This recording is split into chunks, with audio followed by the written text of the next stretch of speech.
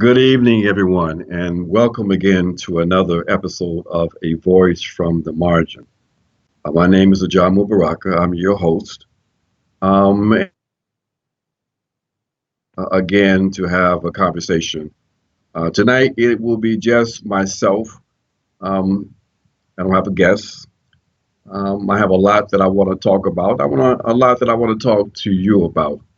A lot of things are happening in the world. A lot of things are happening with the Green Party. I know a number of you are now in Newark, in New Jersey, as part of the national gathering, and that's a good thing. I will be joining you tomorrow and looking forward to, I think, a productive and lively weekend as we uh, discuss, analyze, debate the way forward, trying to figure out how we take advantage of this fantastic opportunity that the party has to really be the alternative that so many people in this country are looking for. And we'll talk about that. I'm curious to hear some of your views about what you expect from this weekend, and some of your views about what we need to do to go forward. But before we get to that, I wanted to talk a little bit about some things happening in the world, the things that are of importance um, to me and hopefully to you. And the first thing that I want to talk about is this on with Russia, Russia Gate, as it is referred to by many, and what it really means in terms of the politics of the day. You know, I think some of you have seen some of my tweets, and let me just make a clarification. You know, I've had some people say, well, Ajamu, you just appear to want to divert attention away from possible criminal activity on the part of the Trump administration. And, you know, there needs to be an investigation into the possibility of the Russians influencing the election, and that your criticism of that approach is even suspicious.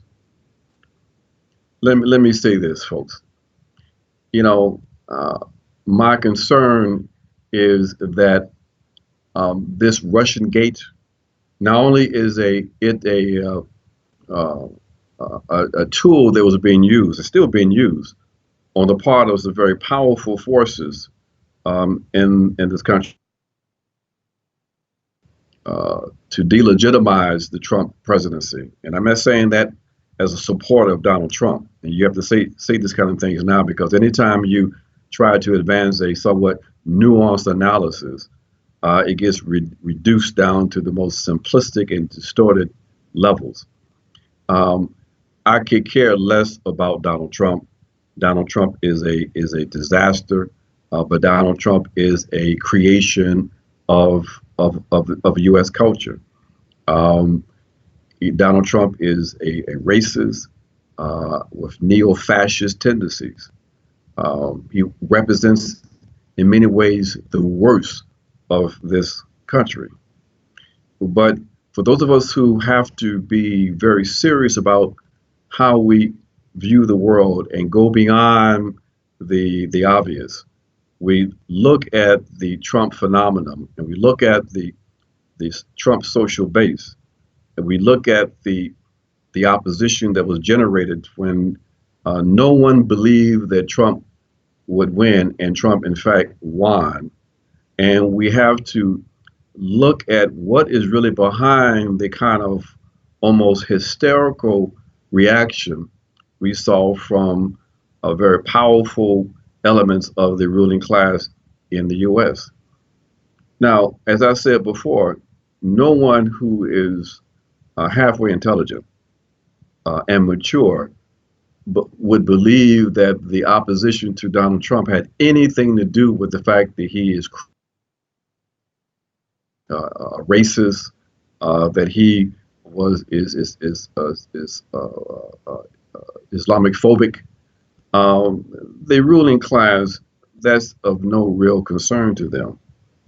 What was of a concern to the ruling class, to the transnational ruling class that's based in the U.S., was that Trump was articulating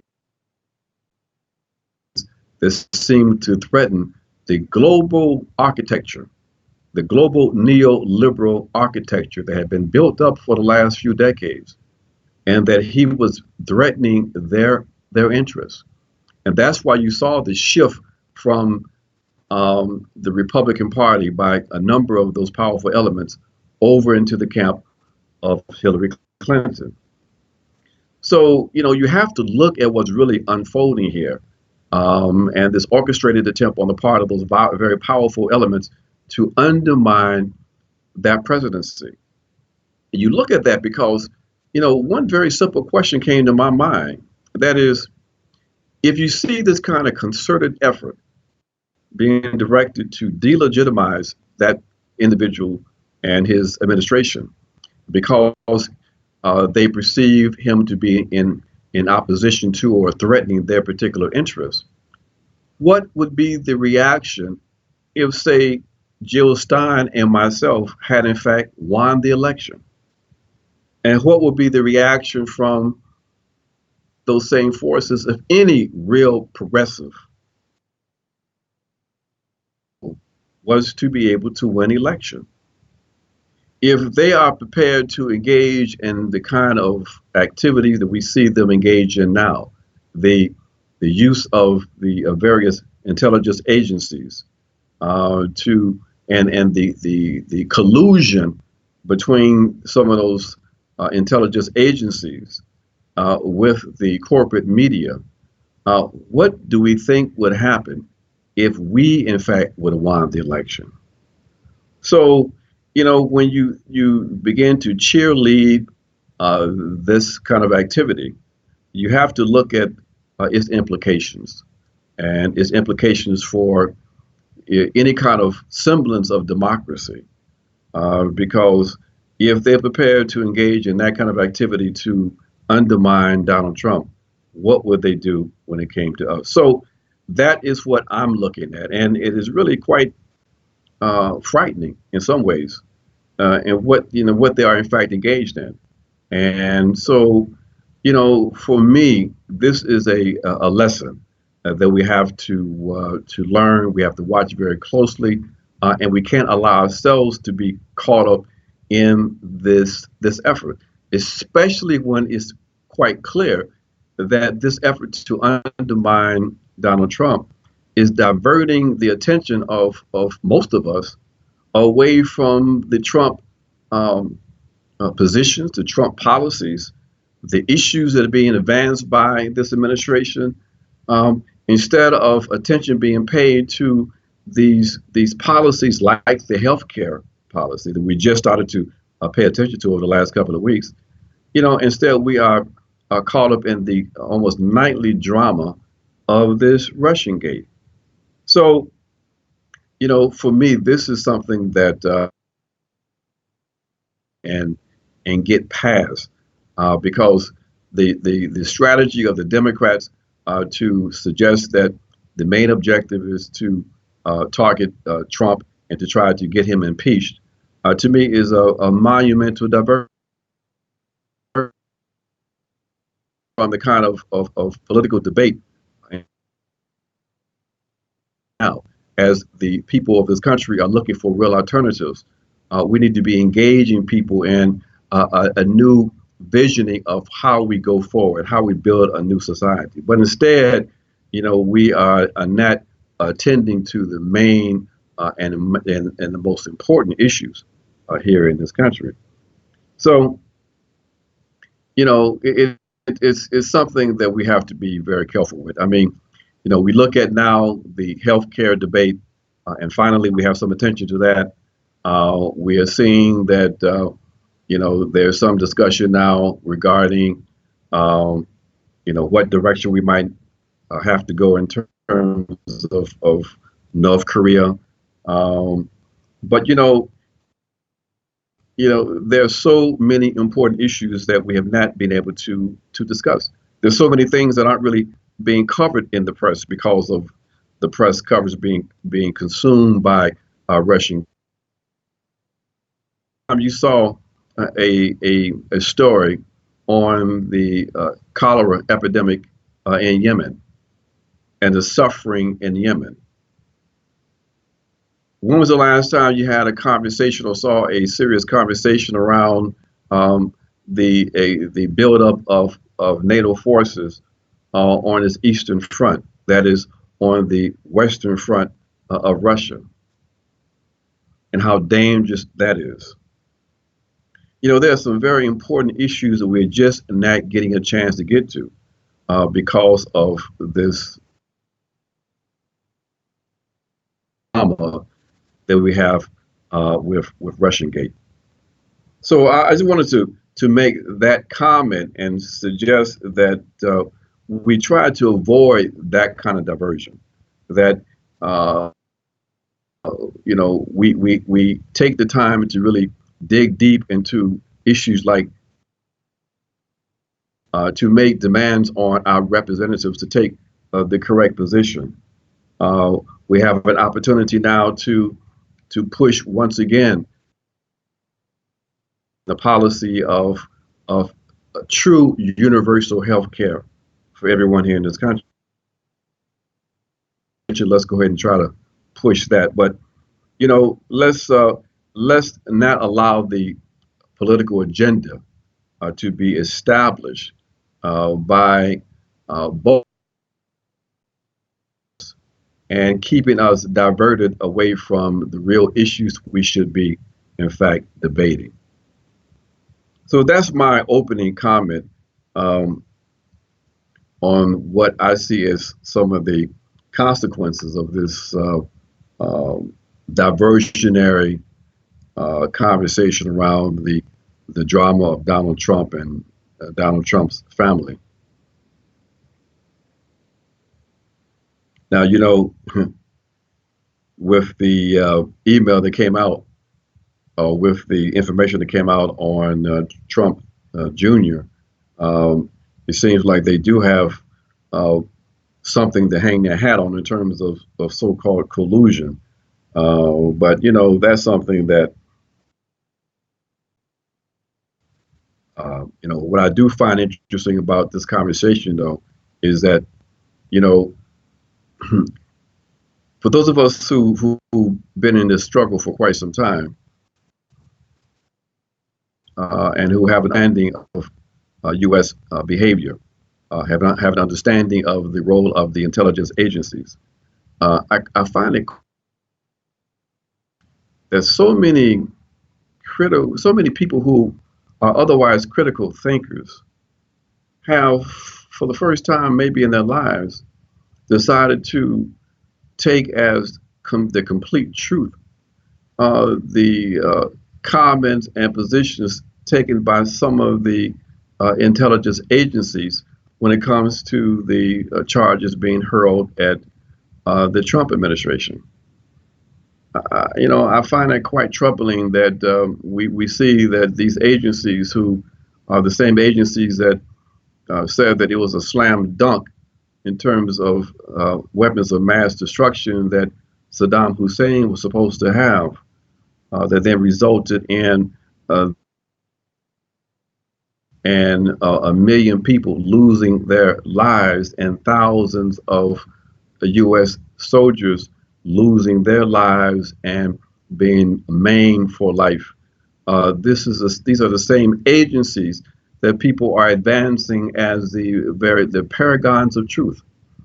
I mean, to me, it's a reflection of how right-wing politics have developed in this country, and how almost pathological some people have become. That in their desire to target and undermine Trump, they are propping up the credibility of agencies and leading, lying, and manipulating the public is part of their MO. That's what they in fact do. When you look at, for example, an agency like the FBI, the FBI is not just a information gathering operation or a national police force. The FBI engages in counterintelligence and the dirty business of political struggle on behalf of the U.S. state. And part of that means that there's manipulation, there's lies. And it's incredible that when people see that you had the FBI primarily, the Director of National Intelligence, and the CIA all linked to the liberal Democrats.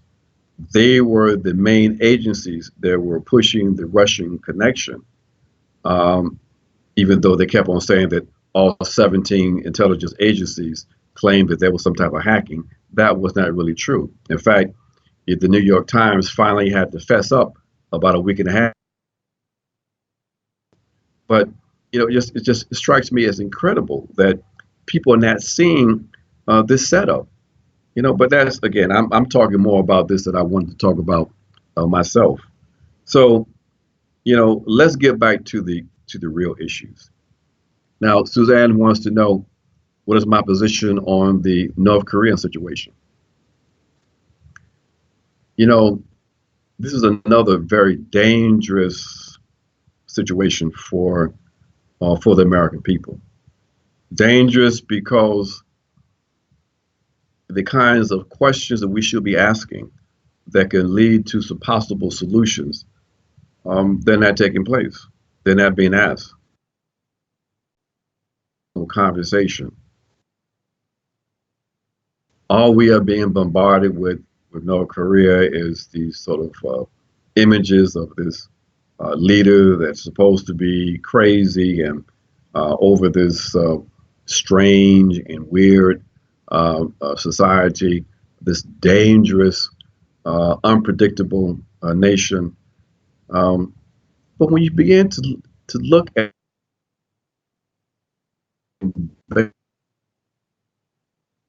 basic, the fact that perhaps from the point of view of the North Koreans, because there's never been an end to the Korean War, then maybe there is a rational basis for them to feel threatened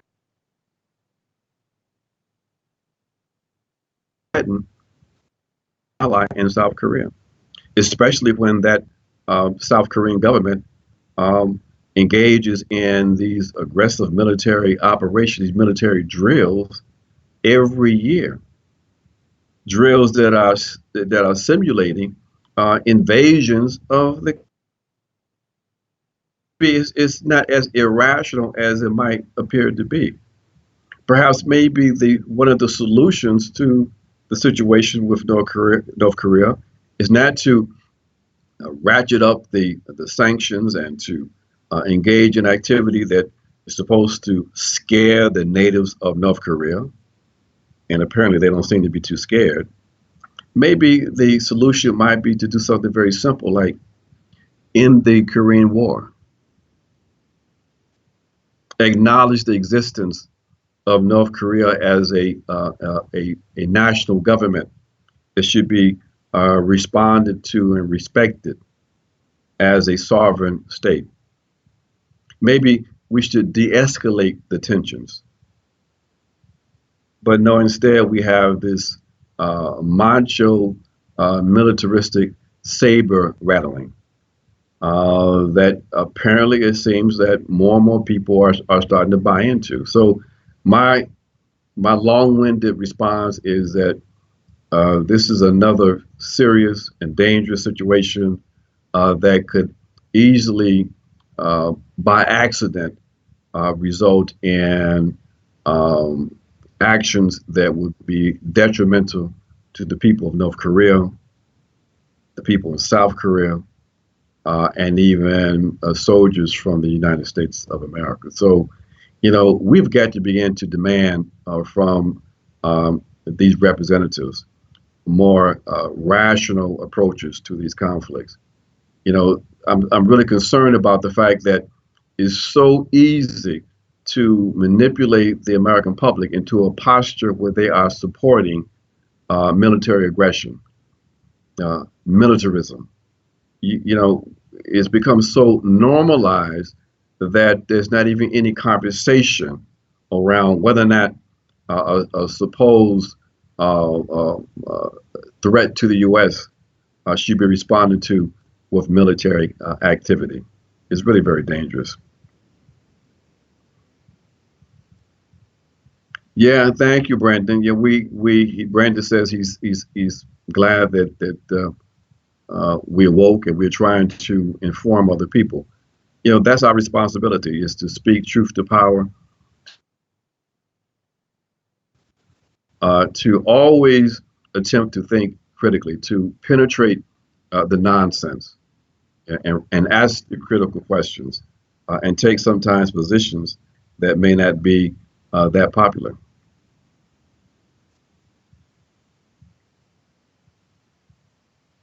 You know, people talk about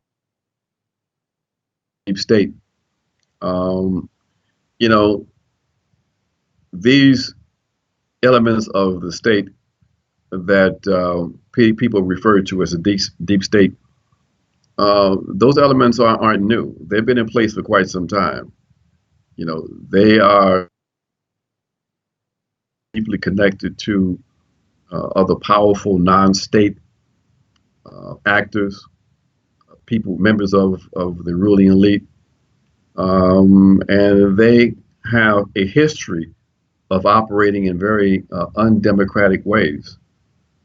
They have a history of being able to, in fact, assert power that's beyond the ability of the public to understand or control, and that's very dangerous. The very fact that those kinds of powerful forces exist in a nation that purports to be a democracy should be troubling. But we see that those forces, in fact, do exist, and they appear to becoming more and more powerful because of the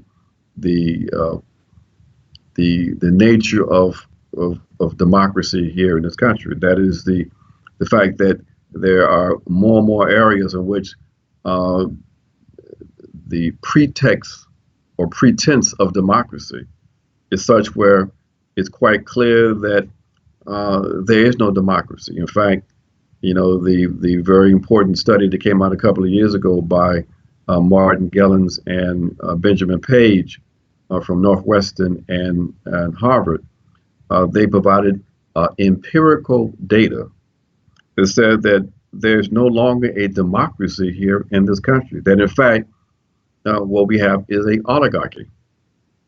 The very fact that that could be empirically um, proven in that way, and that many people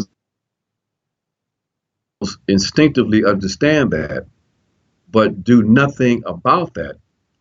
I think that's troubling, and I think most people who are rational should be troubled by that.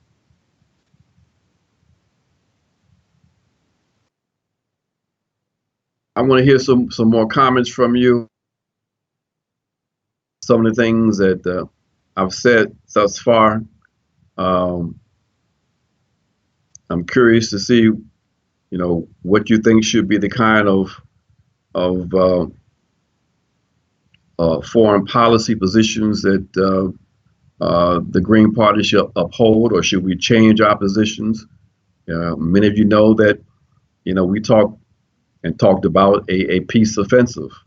That's the only way that we're going to be able to address the dangerous slide toward war that we see here in this country and globally.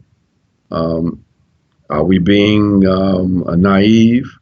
Um, so, you know, it's something that we need to talk about, because I think many of us are prepared to continue to take a position that we have to be opposed to war, to take a position that we have to be, you know, against militarism in all of its various manifestations, be it the justifications for attacking other countries, and militarism expressed domestically in the militarization of police forces, and the aggressive behavior being directed toward people who are citizens and non-citizens here in this country, and the acceptance of that by so many people here in this country.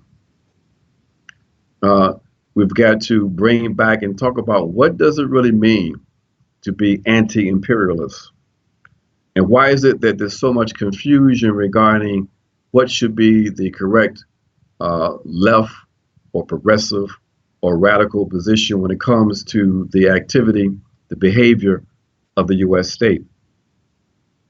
Why is it that it's so difficult for people to take a position on how can we justify the kind of aggressive interventions we've seen in places like Libya? Why is there not more of an outcry when the Trump administration said in public that U.S. troops are not going to leave Syria? Who justified U.S. intervention into Syria, and who agreed to U.S. boots on the ground having a permanent place in Syria? Are more people concerned about that? So this is madness, and the very fact that people are upset about this is really troubling. The very fact that people are not concerned about the fact that the U.S. has been in Afghanistan now for what, 16 years? What kind of impact does that have on a culture when it is at war for almost 2 decades? Might that be connected to the kind of aggressive policing that we see here in this country? Especially when you think about the fact that so much of the National Guard and Army and Marine Reserves were made up of individuals who were also by day and by profession policemen, who get deployed 2 and 3 and 4 times in Afghanistan and Iraq before they finally came home and reassumed their places back in these various police forces. Is that maybe the reason why we don't have much discussion about war and no real opposition to militarism? Is that the reason why, of all the criticism and critique of Donald Trump coming from the Democrats and from liberals and from the establishment, that he finally became the president once he attacked Syria? These are questions we've got to address. But folks, these are questions we have to answer for ourselves, because if we don't take hold of this democracy, if we don't attempt to try to bring back some reasoned policies, some rational thought, we're deeper in trouble than we are today. Soren asked the question: how do you differentiate imperialism versus globalism or globalization? I don't really make that much of a differentiation. That what we have with this global capitalist system is the expression of, in the form of global imperialism. Neoliberal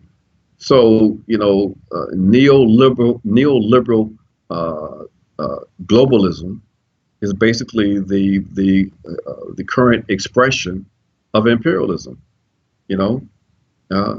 Now we have competing imperialisms, but nevertheless, the factor that grounds all of this and gives it is driving force is that we're talking about a global capitalist is the current expression of this development at this point in history. The victims of this globalization, this modern imperialism, continues to be the people and the nations in the periphery, and the people inside the empires who have found themselves economically redundant. So this is the enemy. The enemy is quite clear for some of us that if we're not prepared to address the contradictions of capitalism, of imperialism, then we can't be serious about our commitment to democracy and to climate justice and to building a new world, because it's quite clear the forces that are opposed to that kind of development, the forces that are undermining the planet, that are plundering the earth and its resources for producing and reproducing global poverty. The contradiction in the world today, my friends, is no longer between capitalists and the proletariat. The contradiction today is between the pan-European project and the vast majority of the people of this planet. Our responsibility should be clear. Our goal should be even more crystal clear. If we're not talking about radical and revolutionary change, then we are in fact system. My friends, that's my comments for tonight. The voice, another voice from the margin. Thank you for tolerating my conversation this evening. Thank you for your questions. And please join me again next week at the same time for a voice from the margins. Good night.